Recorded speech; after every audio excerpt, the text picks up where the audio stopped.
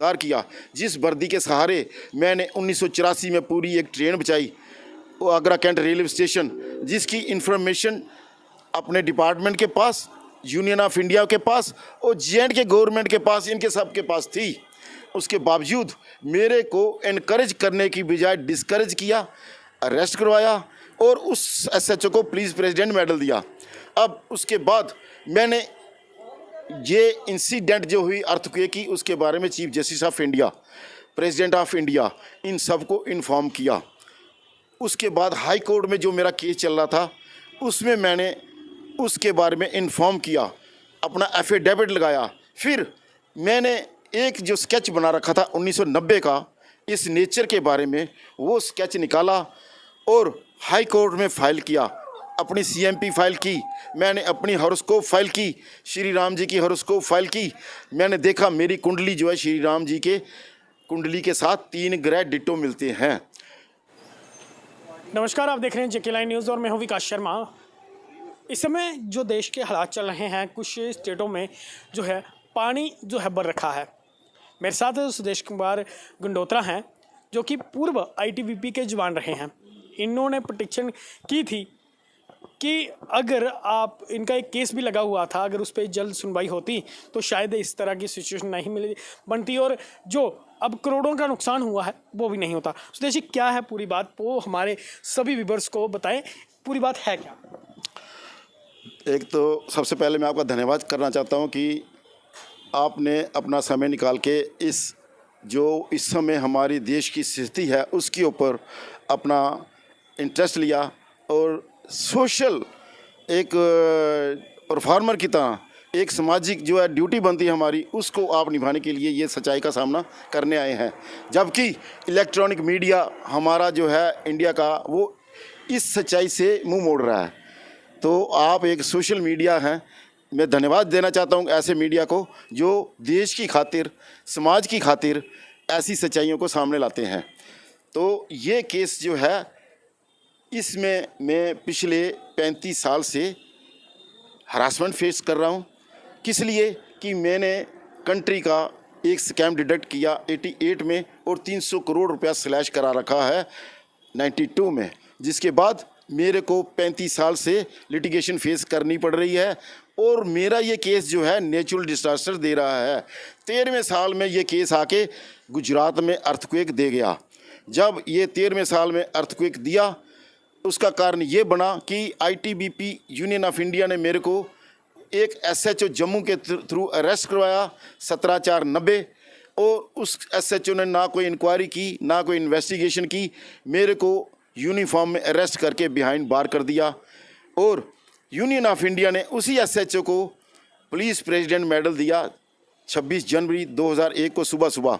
जैसे ही उसको police president medal दिया, मैंने न्यूज़पेपर देखा तो मैं उससे हैरान था कि मैंने इस SHO के खिलाफ CBI इंक्वायरी कराई, JKP की इंक्वायरी कराई, सब ने इसको दोषी करार दिया।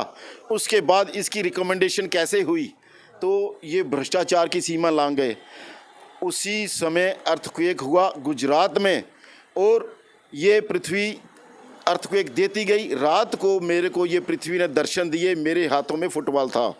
मैंने सुबह अपना सिर नॉक किया था अपने वर्शिप रूम में, जहाँ मैं वर्शिप करता हूँ, वहाँ पे मैंने नॉक किया कि मेरे को गुस्सा आ रहा था कि जिस SHO ने मेरे को अरेस्ट किया उसको इन्होंने पुलिस प्रेसिडेंट मेडल दिया। मेरी वर्दी को जिसने दागदार किया, जिस वर्दी के सहारे मैंने 1984 में पूरी एक ट्रेन बचाई, वो आगरा कैंट रेलवे स्टेशन, जिसकी इंफॉर्मेशन अपने डिपार्टमेंट के पास, यूनियन ऑफ इंडिया के पास और J&K गवर्नमेंट के पास, इनके सब के पास थी। उसके बावजूद मेरे को इनकरेज करने की बजाय डिस्करेज किया, अरेस्ट करवाया और उस SHO को पुलिस प्रेसिडेंट मेडल दिया। अब उसके बाद मैंने ये इंसिडेंट जो हुई अर्थक्वेक की, उसके बारे में chief justice of India, president of India, इन सबको इन्फॉर्म किया। उसके बाद हाई कोर्ट में जो मेरा केस चल रहा था, उसमें मैंने उसके बारे में इन्फॉर्म किया, अपना एफिडेविट लगाया। फिर मैंने एक जो स्केच बना रखा था 1990 का इस नेचर के बारे में, वो स्केच निकाला और हाई कोर्ट में फ़ाइल किया, अपनी सीएमपी फाइल की, मैंने अपनी हॉरोस्कोप फाइल की, श्री राम जी की हॉरोस्कोप फाइल की। मैंने देखा मेरी कुंडली जो है श्री राम जी के कुंडली के साथ 3 ग्रह डिटो मिलते हैं। कुदरत का देखो कानून कि मेरे केस में लिखा गया जस्टिस आफ्टर 14 ईयर्स। 88 को ये केस शुरू हुआ, 2002 में कुदरत ने लिखा जस्टिस आफ्टर 14 ईयर्स। मैंने जन्म कुंडली बाद में लगाई, ये पहले लिखा गया। जन्म कुंडली मैंने लगाई 2006 में और ये लिखा गया 2002 में। उसके बाद मैं जब केस मेरा हाई कोर्ट में चलता, पहले इससे मेरा केस ग्वालियर हाई कोर्ट में चला 8 साल। उधर एक जज साहब थे TS द्वाबिया, उन्होंने मेरा ये केस डिसमिस किया था। 8 साल के बाद जब ये मैं जम्मू में केस फाइल किया, 8 साल के बाद कुदरत ने उनको इधर ट्रांसफ़र कराया।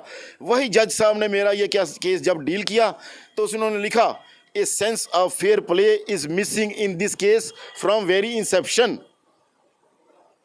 इंसेप्शन क्यों? कि मैं 88 केस में जो पकड़ रहा हूँ केस, उसमें मेरी कंप्लेंट एक्यूरेट थी। पीएम के साथ सामने जब मैं पेश किया केस तो एक्यूरेट थी। पीएम ने इसको स्लैश किया 30% से 15%, 600 करोड़ से 300 करोड़ स्लैश हुआ तो कंप्लेंट एक्यूरेट थी। उसके बावजूद लेकिन अभी का जो बाढ़ आई हुई है 5 राज्यों में, पानी जो भरा हुआ है, तो उसमें किस तरह आप कह रहे हैं कि उसमें आपको यही बताने जा रहा हूँ कि उसके बाद मैंने अपनी हॉरोस्कोप फाइल की, श्री राम जी की हॉरोस्कोप फाइल की, तो वो डिटो मैच कर रही। तो इधर से कोर्ट से जज थे निर्मल सिंह साहब, उन्होंने जब देखा case law Vedic astrology astronomy as a science supreme 2004 उन्होंने सुप्रीम कोर्ट की जजमेंट देखी, मेरी हॉरोस्कोप देखी, श्री राम जी की हॉरोस्कोप देखी, केस ला देखा तो उन्होंने नोटिस इशू किए।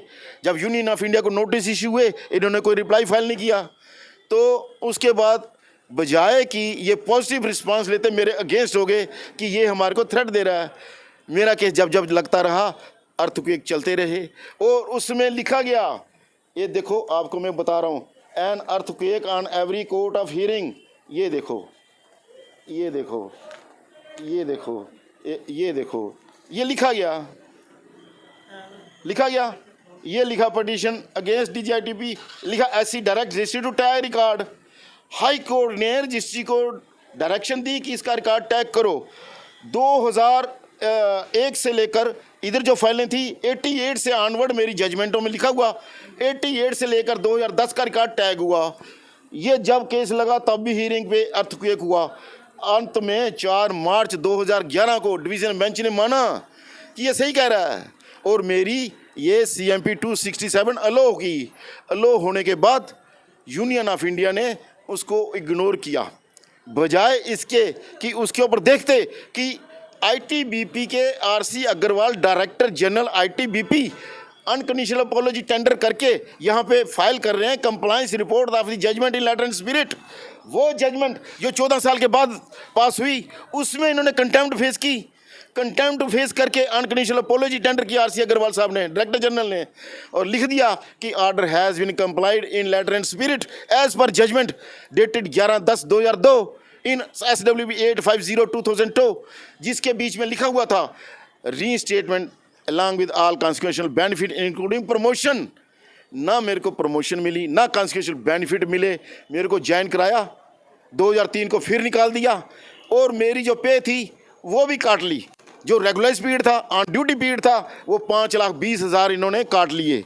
काटने के बाद ऑनवर्ड चलता रहा केस। 2014 में मेरे को क्या कर रहे हैं, मेरे से पेंशन पेपर भरवाए वॉलंटियर रिटायरमेंट सब इंस्पेक्टर के, उसको इन्होंने फ्लूड लगा के कर दिया compulsory retire with effect from 98। तो फ्लूड लगा के सारे डॉक्यूमेंट टेम्पर कर दिए। जजों की इसमें फिक्सिंग थी, जजों ने उनको नहीं बोला कि आर्डर कंप्लाई करो, जज बोलते ठीक है इसको कंपल्सरी रिटायर कर दो। अब मैं ड्यूटी पर था 2004 तक, 2003 10 अक्टूबर तक, तो उस समय मेरे को ने ज़बरदस्ती निकाला और उधर कंप्लायंस रिपोर्ट लगी हुई है। कंप्लायंस रिपोर्ट के बावजूद मेरे को इन्होंने कंपल्सरी रिटायर कर दिया।